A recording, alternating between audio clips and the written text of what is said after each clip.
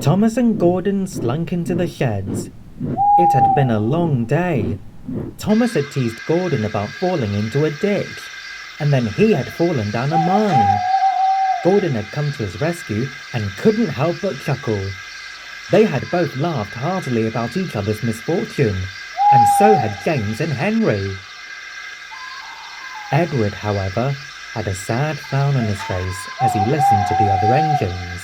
Thomas and Gordon noticed the old engine's look and were surprised. What's wrong, Edward? You look glum. I was remembering something. Something related to your incident from earlier today. What about it?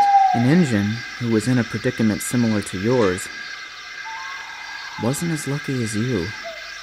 Thomas and the other engines were no longer laughing. All eyes were fixed on the old blue engine. Wasn't as lucky? What do you mean? Back when I worked on the Furness Railway, an engine told me about the Lindal Railway incident, which occurred on September 22nd, 1892. The Lindal Railway incident? What's that about? It's a very sad and tragic story. The Furness Railway D1 class tender engine was shunting cars near Lindal and Furness when the earth rumbled, and the ground below it opened up. The poor engine fell into the large mine shaft, screaming as it plummeted. It hit the bottom of the pit with a crash. Fortunately, the crew had jumped clear before they could be swallowed, but the engine was at least 30 feet deep.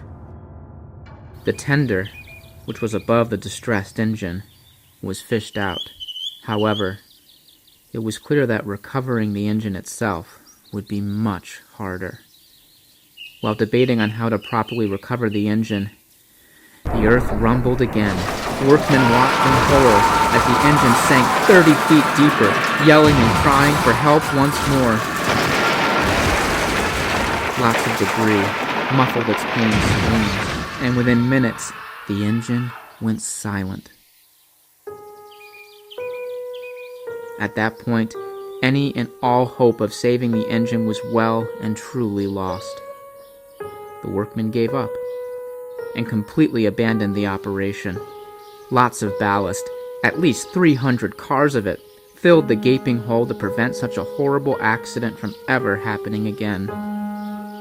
The engines who heard the news always took great care when passing over the mine shaft, for fear of what would happen if they didn't.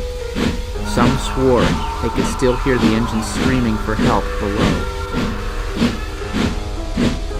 To this day, it is still down there.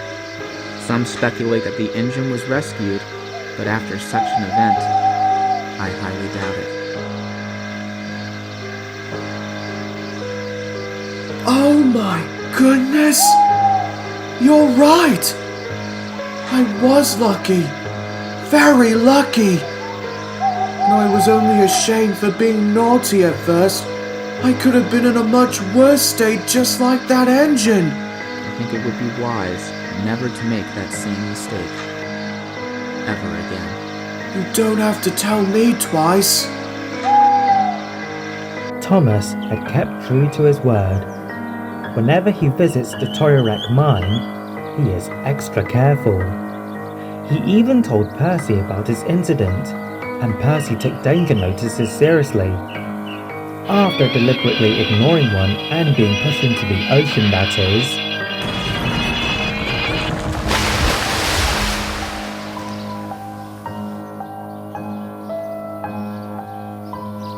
Thomas still thinks about the sunken engine. I don't think he'll ever forget that story. Don't you agree?